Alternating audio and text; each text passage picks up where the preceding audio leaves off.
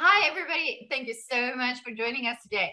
So we have a few planets to still discuss and actually tell you about and show you some more exciting lore things.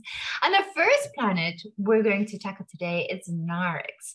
Now, I don't know about the girls out there or the women out there that's like me, but being Penny, with all the geeks, you do every now and again want to do something more female related, everything a woman empowerment. We can be as strong as they are, or we can be as sexy as females are as well. So running off with this, we have Robin to tell us more about our female planets, which are about healers, sexy mermaids. I think they're mermaids, and some very exotic water aquatics. Robin, take it away. Let's hear more. Hi, everybody. So Nyrex is actually my favorite planet out of all of them because of its amazing feminine essence that it brings to the party. But Nyrex itself is actually a beautiful and tranquil water planet. On the surface, it does have some incredible secluded islands that are dotted around, and obviously at the poles we have some ice fields. But below the surface, it can be best described as an underwater Eden. Is it sort of like Atlantic? Sorry, Robin, for me interrupting you, but can somebody see it as being like Atlantic? Well, I think Atlantic? the difference is that it's ruled by the aquatic species, which is female based. They are human-like, but they have the ability to breathe underwater. So yes, in a sense it is, but where Atlantis has both male and female. We do have another species called the Bisex, which are a fish-like race, kind of like a hybrid between a human and a marine creature. And a fish? So and a fish. Is that my mermaids? Please tell me it's my mermaids. Not quite. Not quite. Right. But are they more fishy? Yes, definitely. More head of a shark. Oh. With legs. Oh, that's interesting. And are they all sharks? No, probably not. Or, no. or are they different? Okay. No, there's a variety, and that's also what's great, because there is variety that you can experience. But obviously, the aquatic species is what fascinates me the most, and the underwater world, which is covered with these incredible kelp forests and gardens of anemones and bioluminescent plants, these beautiful crystal palaces, and it really is going to be something really incredible to see. And there's some incredible creatures as well. But I think what is important to mention is that Nyrex is going to be ruled by an empress. And I think, Nick, do you want to elaborate on how that empress is chosen? All right, yeah, sure. Well, I think it's important to mention, and I think something really that needs to be, so the Nyrex as a planet as a whole is very much ruled by the empress from the Aquati race. Then you also have head healers, royal nobility, and obviously sentinel representatives that form a large part of this sort of harmonious group of species. As Robin and you were saying, it's not just sharks or shark heads for the Pisces. They have a huge range of characteristics, but there's a huge amount of mutual respect between the Aquati and the Pisces.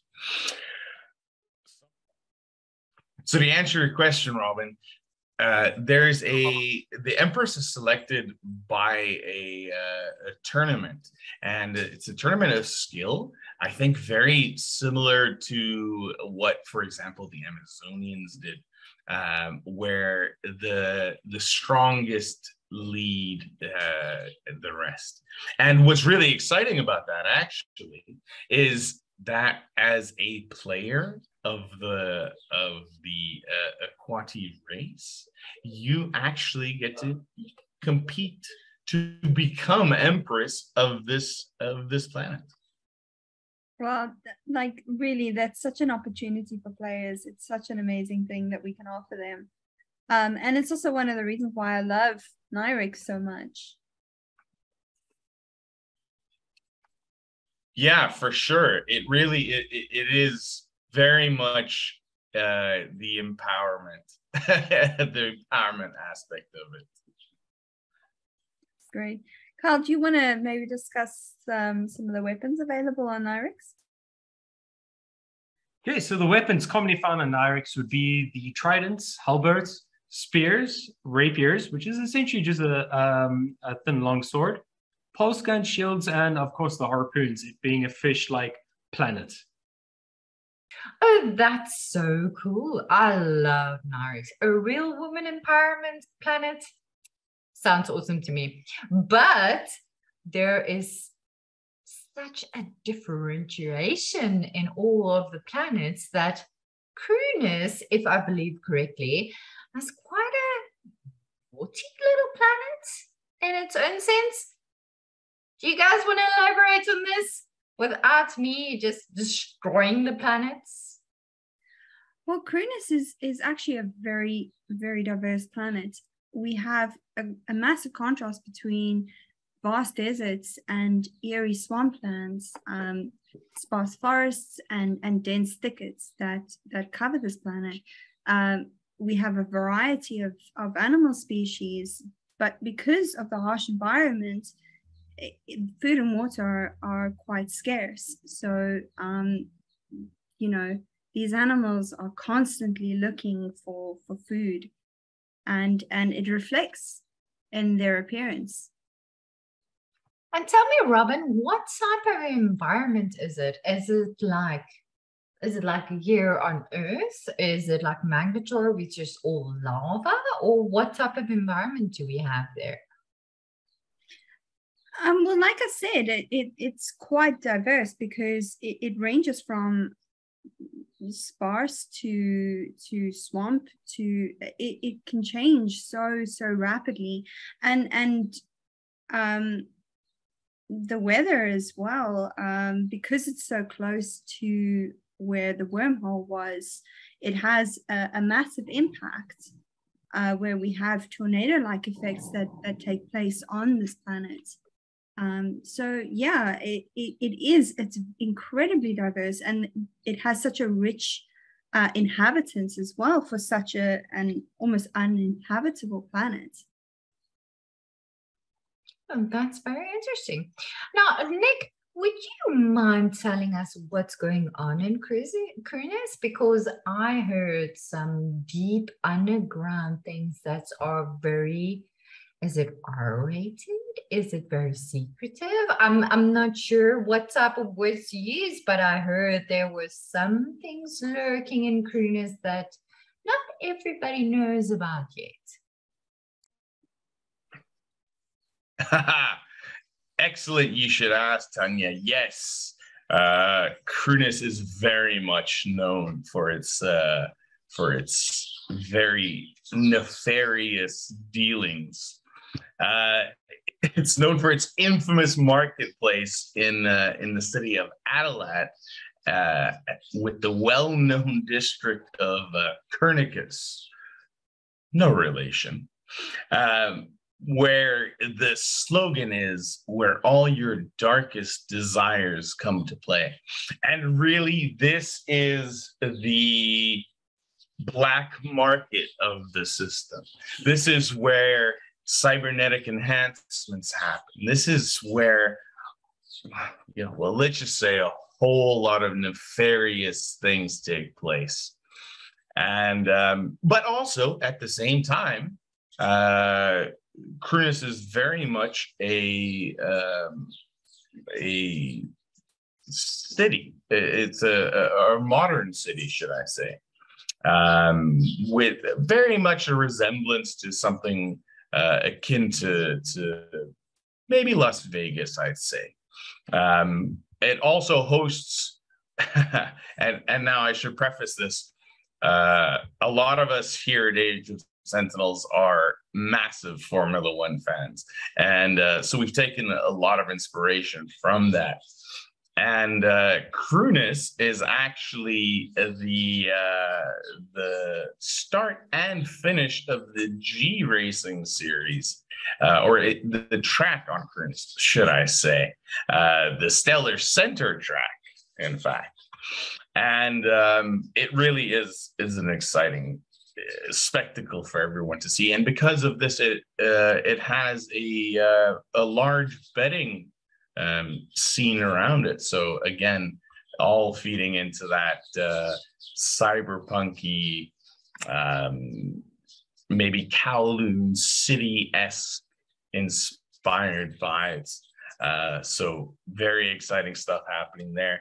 A lot of stuff where I couldn't tell you about it, even if I wanted to.